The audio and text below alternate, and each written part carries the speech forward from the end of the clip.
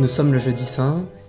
Jésus célèbre le repas pascal avec ses apôtres, au cours duquel, à la fin duquel, il donne son corps et son sang en nourriture, en héritage à ses apôtres, au moment où lui-même va mourir.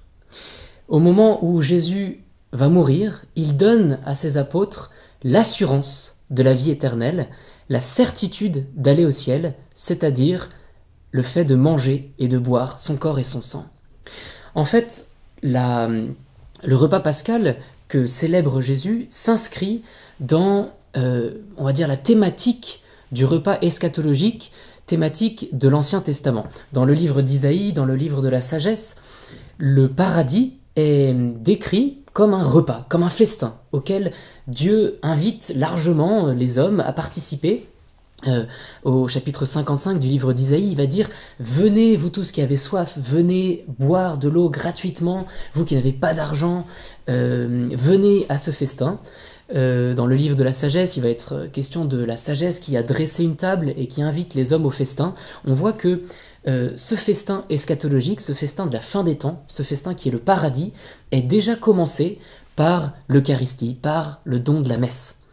Et Jésus, lui, va faire encore une avancée dans la dimension eschatologique de ce repas. Il va aussi expliquer que c'est un repas nuptial, un repas de noces. Vous vous souvenez peut-être des nombreuses paraboles de Jésus qui parlent d'un festin un festin de noces où le Père, le roi, invite tous les hommes au festin des noces de son fils.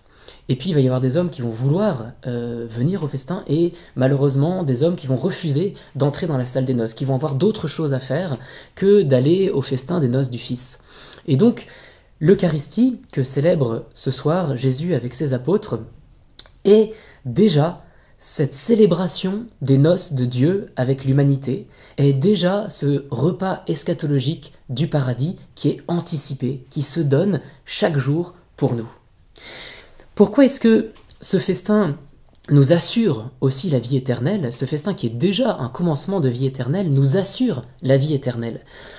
Nous avons la réponse à cette question au chapitre 6 de l'évangile de Saint Jean, dans ce qu'on appelle le discours du pain de vie. Jésus va avoir cette phrase magnifique « Qui mange ma chair et boit mon sang demeure en moi et moi en lui. Qui mange ma chair et boit mon sang a la vie éternelle, et moi je le ressusciterai au dernier jour. » Remarquez que Jésus ne dit pas « qui mange ma chair et boit mon sang aura la vie éternelle » comme un futur. Non, il dit « a déjà la vie éternelle ». Et c'est vrai, puisque lorsqu'on reçoit le sang de Jésus en nous, lorsqu'on boit le sang de Jésus, eh bien, nous recevons la vie divine en nous, puisque le sang, dans la Bible, le sang, c'est le symbole de la vie. Boire le sang du Christ, participer à la messe, c'est donc recevoir en nous la vie divine, la vie de l'auteur de la vie, se donne à nous. Et donc, nous sommes assurés de l'immortalité. Et puis, Jésus dit aussi, a la vie éternelle, et je le ressusciterai au dernier jour. Donc, celui qui mange la chair du Christ et boit son sang est sûr de ressusciter pour la vie au dernier jour. Pourquoi cela? Tout simplement parce que le corps eucharistique de Jésus est aussi son corps ressuscité. Jésus le donne le jeudi saint, avant sa passion, mais il le donne comme un corps ressuscité, un corps vivant. Lorsque nous allons à la messe, nous recevons en nous le corps de Jésus ressuscité. Et donc, nous ne faisons plus qu'un avec le corps ressuscité de Jésus. Vous savez que lorsque nous mangeons un aliment, nous assimilons cet aliment. Cet aliment devient, d'une certaine manière, nous-mêmes. Eh bien, dans l'Eucharistie, c'est l'inverse.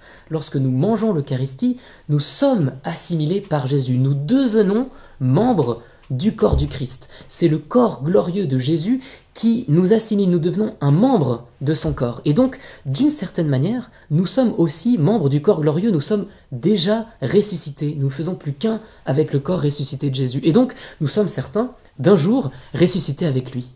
Voilà ce qu'est l'Eucharistie. Si nous y participons, évidemment, de tout notre cœur, si nous y allons en état de grâce, nous sommes assurés de la vie éternelle. Nous avons déjà la vie éternelle, puisque le sang de Jésus, c'est la vie.